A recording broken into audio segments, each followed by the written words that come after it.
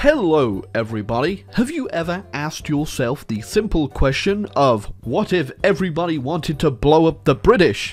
I know, it's such a preposterous idea that's definitely so hard to imagine. Well, today in my Hearts of Iron 4 video, we're definitely going to give that one a look. That's right, today we're going to the Cursed Isles themselves, the United Kingdom, and we're looking at the question of what if the UK was simply at war with everybody in the world at the exact same time. There was a thing in history, a little period of time, where the British were using something called splendid isolation, where they kept away from the continent and its affairs.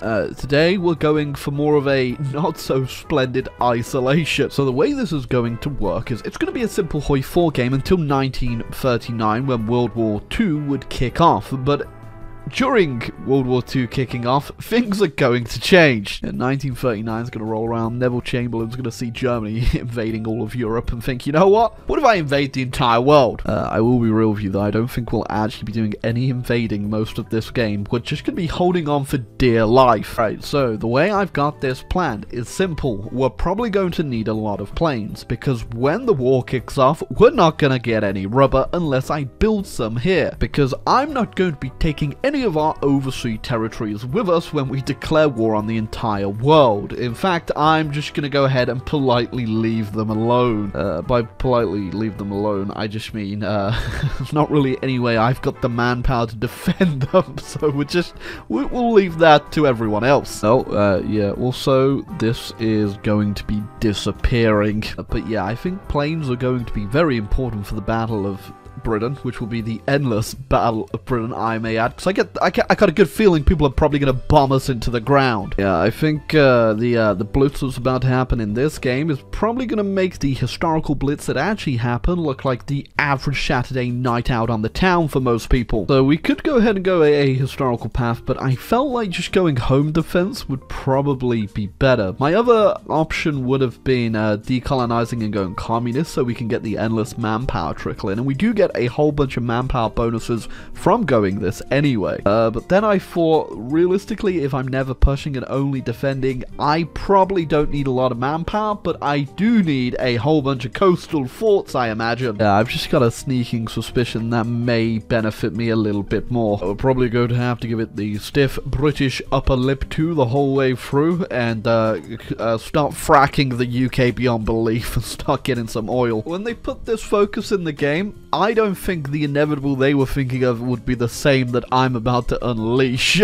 Also a smart idea to get at least level 1 AA in all states. I know what you're thinking, alright? With the British Navy, this is probably going to be a very easy challenge for the simple fact we can intercept a lot of the shipping coming in that will be invading us. But realistically, I've just accidentally the whole British Navy. Oopsie daisy. Except our Pride of the Fleet and a couple more battle cruisers. It's gone. It might be rebuilt later on, but probably not. I'd love Stanley Baldwin to just rock up and have to explain to Parliament where the British Navy just went. Now, of course, because I have a lower naval score than everyone else in the world, I can invite everyone who has a navy to the naval treaties or threaten them for having too many boats. So, I'm sorry, Soviet Union, you're going to have to disband your navy. Oh, they actually said yes.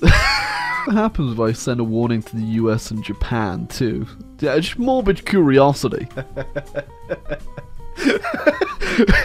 God, they're all just actually committing to dissolving the Navy. Maybe this is how we have world peace, you know?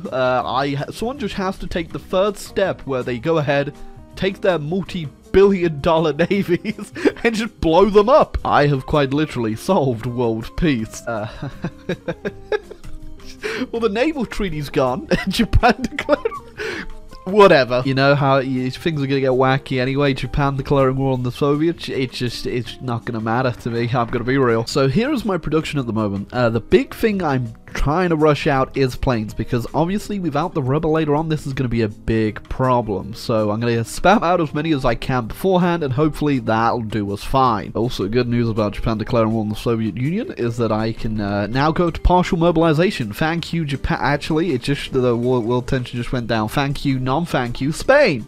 Stanley Baldwin just resigned. Probably didn't get over the scandal of the British Navy debacle. Okay, thank God. Japan is also declaring war on China, which raised the world tension up, and I can keep my economy mobilized. Refineries are now being built, and hopefully these keep our planes in the air. Hopefully these keep our planes in the air. Well, bad news, France, is that actually there isn't any allies or a British Navy. If somebody could declare war on something again, that'd be great. Japan?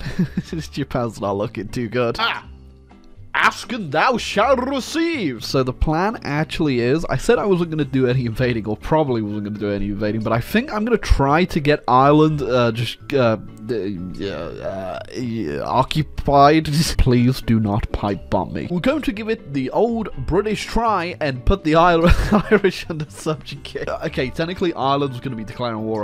No, wait, I'm declaring war on them. I'm going to kill Ireland and get them secured is what I'm trying to say. Do you kind of feel like that there is a possibility that this Irish army might not return? I don't have a navy, and I'm gonna be at war with everyone. So getting back across the sea might be a little difficult. How, like, the Normans burnt their ships on arrival in southern England. Well, Stanley Baldwin blew up the British Navy on arrival in Ireland. Then Parliament blew up Stanley Baldwin. So as soon as Germany declares war on Poland, the hell will indeed break loose, and we'll see how it goes. But yeah, we have not a lot of time left now. Look at this. Rule Britannia. Britannia rules the way. Well, if you thought Brexit was a little bit of a shot in the foot, I'm about to show you something quite spectacular. The way we're gonna do this, we're gonna go to the console, we're gonna type allow Diplo, and we're gonna go buck wild. God save the king.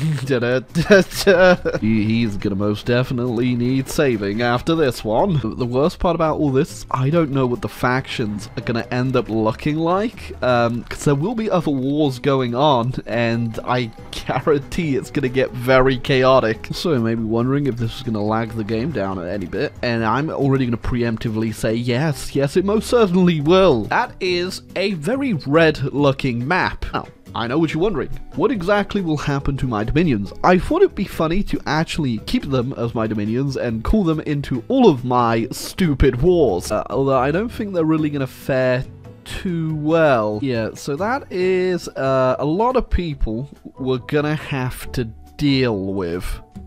I'll say deal?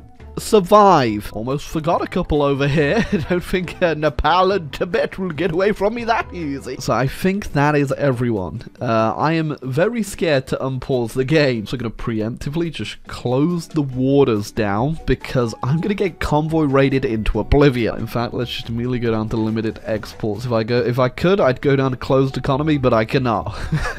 I guess at some point I must have accidentally tried to surrender to China. Yeah, I feel like the League of Nations may not have been able to pull through with that one. Right, so obviously, first things first, we are going to secure the Irish front. From there, I don't imagine we'll be doing any fighting at all. Yeah, and Bhutan just joined the North American Federation. There's going to be a lot of weird stuff happening.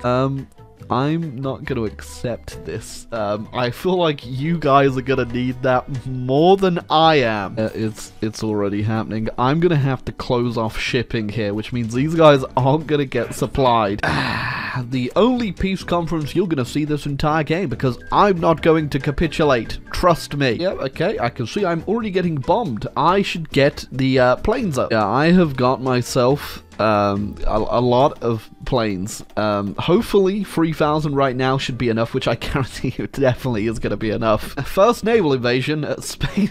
Spain. The Danish have also arrived, I see. Okay, yeah, we are already burning through oil, just keeping our planes up. We're gonna have to build more oil. And there goes the Empire, I suppose. It's just getting eaten up by everybody around me. I kind of feel bad for the British Raj. They're not looking too fresh right now. As for what the factions are currently looking like, the North American Federation, I think, is taking all the Democratic guys, and oh no.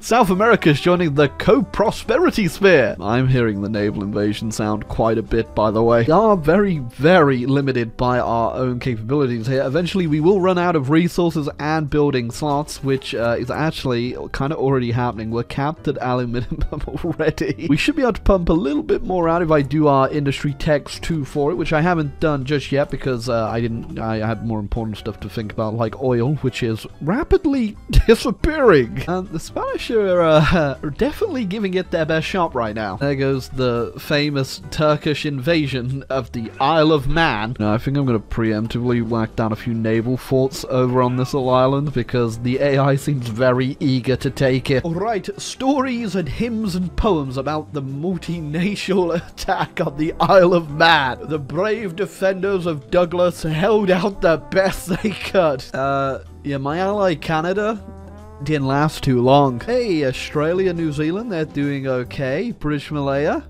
not so much. British Raj, not so much. And then South Africa.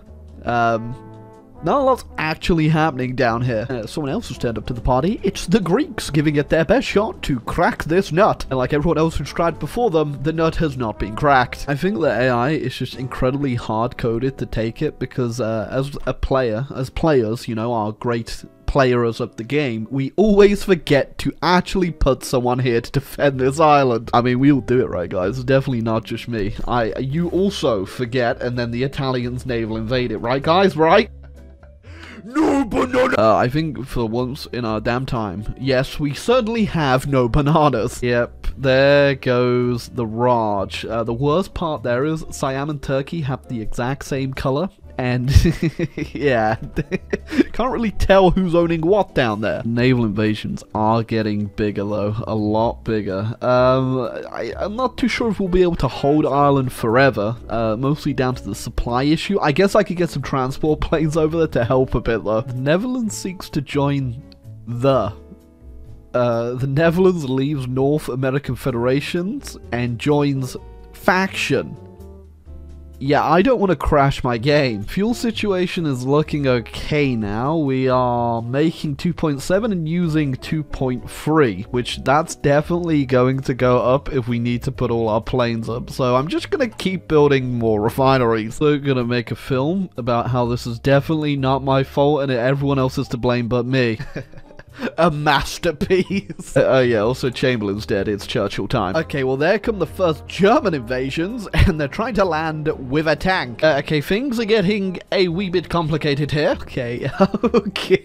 So, the Yemeni Xinjiang War, what this is all about. What I'm doing is I'm starting to build some naval bombers, which are somewhat decent, to actually try to keep the shipping open here. That way, I can blow them up and hopefully relieve a bit of tension of me getting naval invaded in Ireland. Definitely shouldn't have any air range over here, so this should be fine to just be pretty unopposed, essentially, and we are starting to bomb stuff already, so it's looking good. Okay, I open the sea zone, and yep, we are catching the subs. Nice. Okay, they've landed. We're gonna have to start putting more men just on the coast. Turn this damn forsaken island into a fortress. Germans have now turned up to England to fight us in the air. We are destroying them, but yeah, we gotta watch out. That's not gonna be too fun.